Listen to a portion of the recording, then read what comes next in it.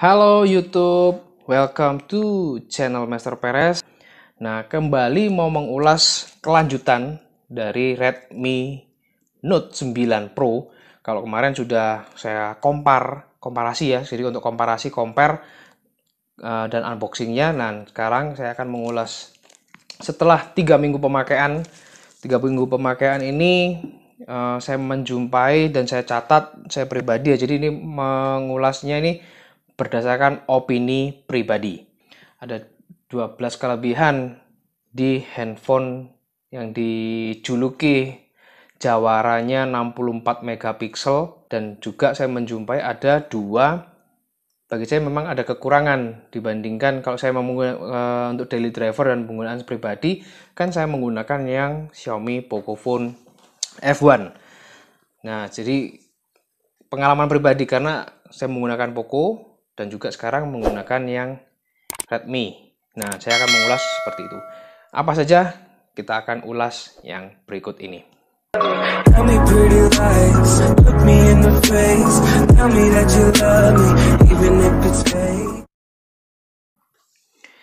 Oke, yang pertama yang saya catat adalah harga. Dari harga dengan budget yang nggak sampai 4 juta.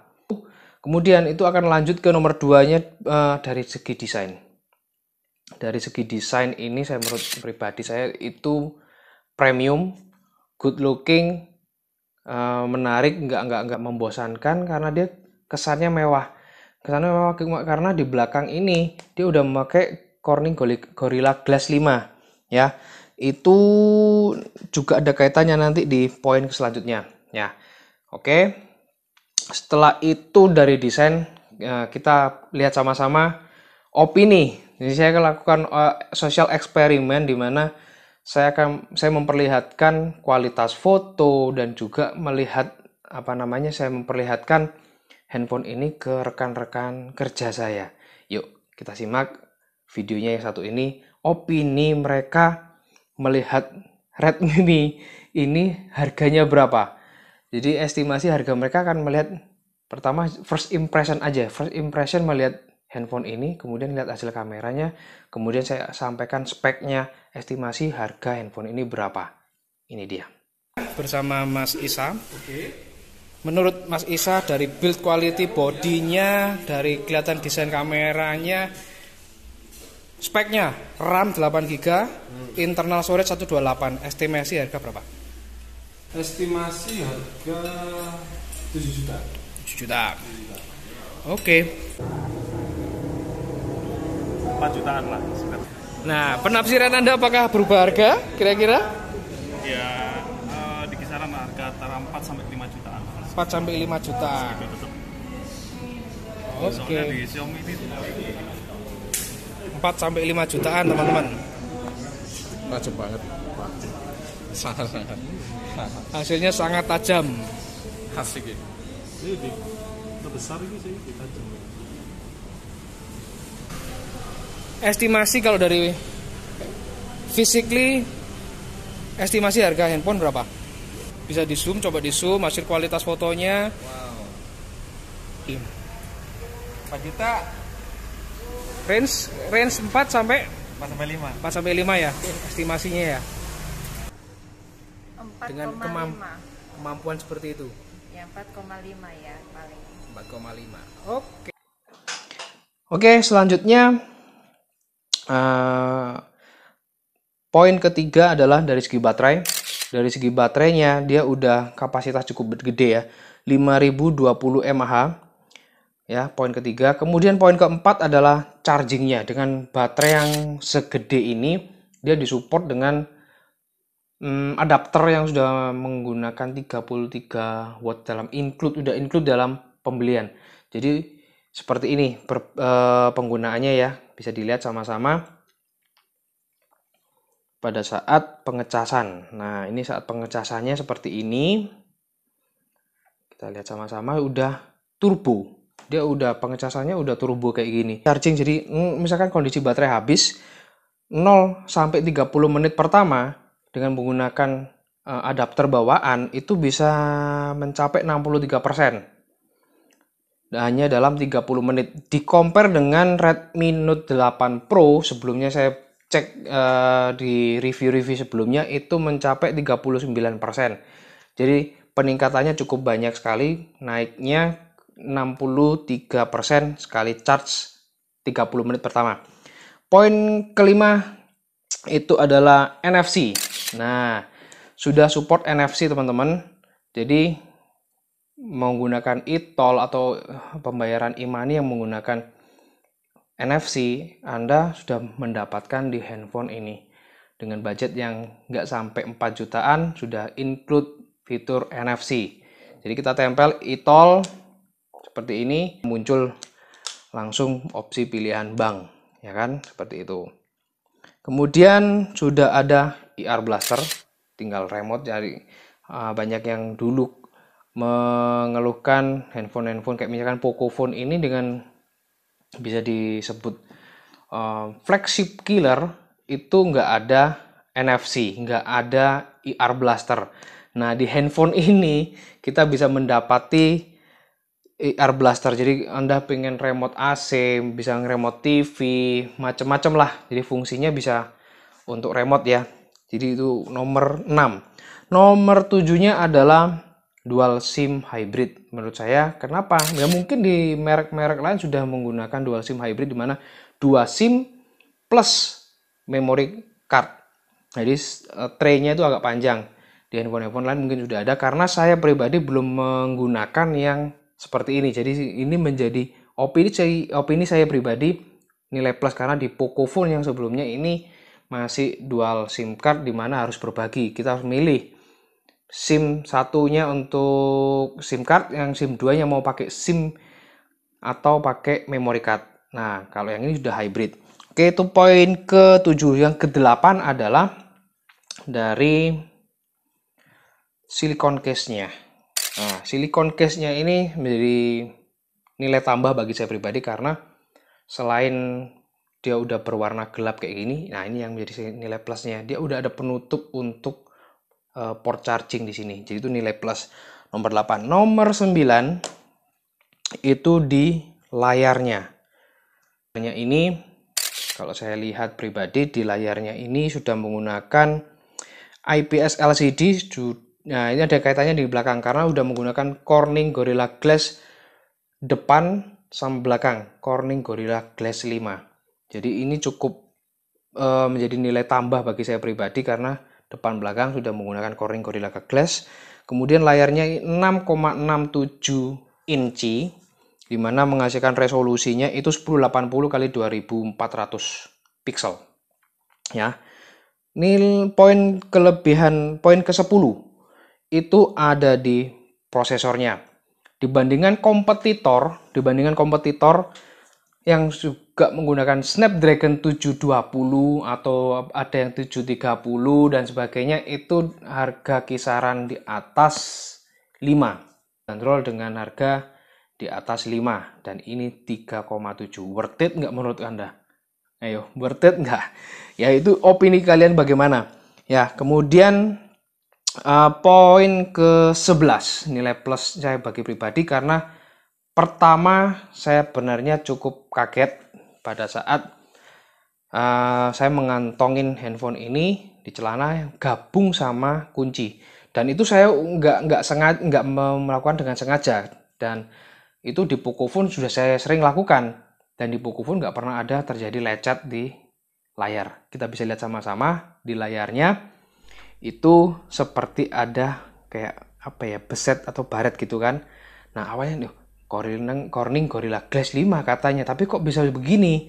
Nah, itu saya sempat shocking. Saya bersihkan, nggak hilang-hilang dengan pakai metode berbagai macam cara, nggak hilang-hilang. Ternyata pada saat saya menempelkan plester, maksudnya saya menutup bagian speakernya untuk membersihkan, itu saya angkat plesternya, itu ternyata di handphone ini sudah include screen guard. Amazing. Meskipun bukan tempered glass. Jadi Anda yang ingin mengganti dengan tempered glass, ya why not gitu loh. Jadi untuk bawaannya include handphone ini sudah ada screen guard. Jadi jangan khawatir lah. Jadi untuk awal-awal sudah ada screen guardnya. Jadi ini screen guardnya yang kena.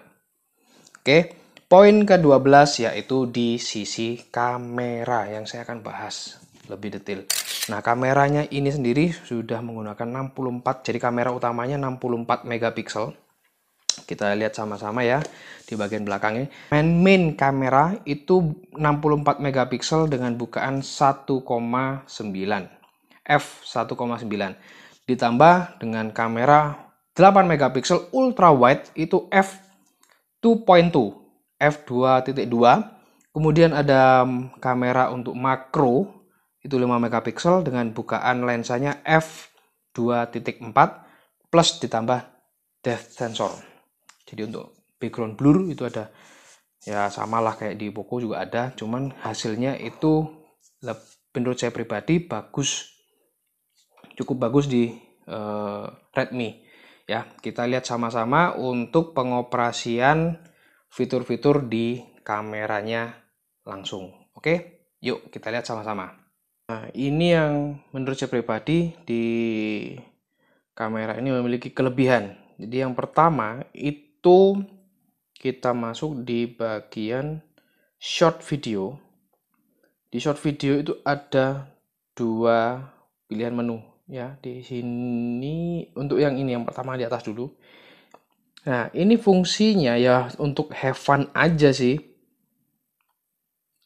Jadi ini kaleidoskop. Jadi kaleidoskop, jadi kita akan coba ya. Contoh aja. Seperti ini. Nah, kita bisa bikin have fun seperti ini dengan mode-mode seperti ini. Nah,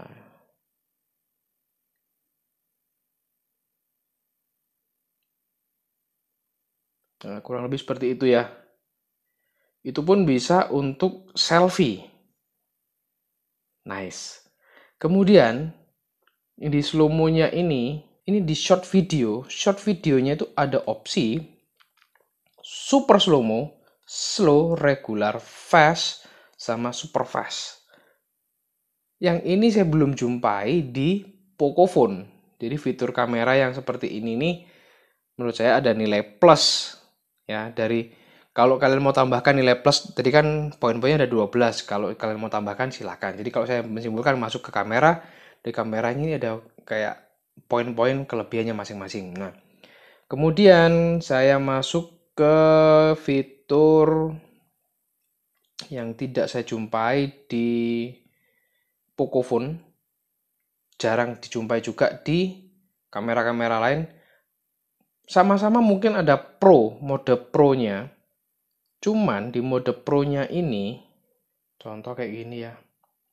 Itu ada bukaan lensanya, kita bisa wide, UV itu ultra wide, kemudian juga bisa makro. Pilihan di menu lensanya. Nah, ini yang menjadi nilai plus bagi saya adalah adanya focus picking. Yang kita lihat merah-merah itu bukan error di kamera, tapi itu adalah menunjukkan fokus kita di warna merah. Kalau berwarna merah berarti udah fokus. Jadi untuk membantu Anda manual fokus. Kemudian kita bisa lihat sama-sama itu kayak ada zebra, garis-garis itu. Nah, itu juga titik fokusnya. Tergantung Anda suka yang mana. Nah, ini yang serasa saya menggunakan ke kamera digital seperti mirrorless kayak gini, ada fitur-fitur yang seperti ini yang belum saya jumpai di kamera lain. Jadi ini nilai plus di kameranya. Bagi Anda yang suka fotografi pasti akan suka dengan adanya tambahan fitur-fitur ini. Oke, kita lanjut ke jika sudah menyebutkan 12 kelebihan, saya akan mengulas 2 kekurangan. Menurut saya pribadi ada 2 kekurangan dari handphone ini. Kekurangannya adalah pertama, memang handphone ini sudah memiliki face detection, jadi face unlock. Nah, dibandingkan Pocophone itu dia punya face unlock-nya, dia ada infrared. Infrared pada saat kita unlock menggunakan wajah seperti ini dalam kondisi gelap sekalipun, infrared itu akan mendetek wajah kita. Dalam kondisi gelap kita langsung bisa unlock. Sedangkan yang di Redmi kondisi gelap kita nggak bisa unlock dengan wajah. Dan minus kedua, saya uji coba lagi. Ini baru saya jumpai tadi pada saat saya coba rekam video. Itu minus kedua saya pada saat merekam di 60 frame per second itu kayak nge-lag. Nah, kita bisa lihat sama-sama di video yang satu ini. Menurut saya pribadi ada sedikit nge-lag pada saat perekaman. Mungkin ada efek di prosesor 720-nya atau apa ya, pada saat dia penyimpanan ke memorinya atau gimana, itu kemampuan transfer datanya itu terjeda karena dari aplikasi yang sudah terinstall, kemudian phonebook saya juga mencapai hampir 3000, mungkin ada efek seperti itu, saya belum tahu. Mungkin dari pihak Xiaomi mungkin bisa menjelaskan nanti jika Xiaomi menonton video ini, mungkin ada feedback dari saya, ke saya yang saya akan infokan kembali. Berarti total ada 3 kalau saya simpulkan. Ada 3 ini pada saat saya menggunakan kamera 64 megapikselnya, itu saya harus menunggu mungkin 1 detik lah atau setengah detik. Jadi pada saat foto nggak bisa cekrek langsung kita turunkan atau pindah. Dia butuh, setelah kita foto dengan menggunakan 64 megapikselnya, itu harus didiamkan beberapa saat, 1 detik lah, jangan goyang. Karena untuk penyimpanan, kalau kita goyang pada hasil foto terakhirnya pasti akan berubah posisi. 2 poin yang saya garis merah ya. Nge-lag di 60 frame per second-nya, nggak semua nge-lag, tertentu aja nge-lag-nya. Kemudian pada saat penyimpanan 64 megapiksel itu harus tahan dulu 1 detik lah untuk dia benar-benar tersimpan. Oke, demikian estimasi saya dan kesimpulan saya terkait Daily Driver 12 nilai plus worth it. Jadi handphone ini worth it banget kalau Anda mau menjadi pengganti, handphone ini worth it banget. Kemudian ya pertimbangan ada minusnya seperti itu. Oke, sampai jumpa di video-video selanjutnya. Jangan lupa like, subscribe yang belum jika video ini bermanfaat. Nantikan di video-video selanjutnya di dunia otomotif maupun gadget lah. Saya akan ulas kembali. Sampai jumpa di video selanjutnya and bye-bye.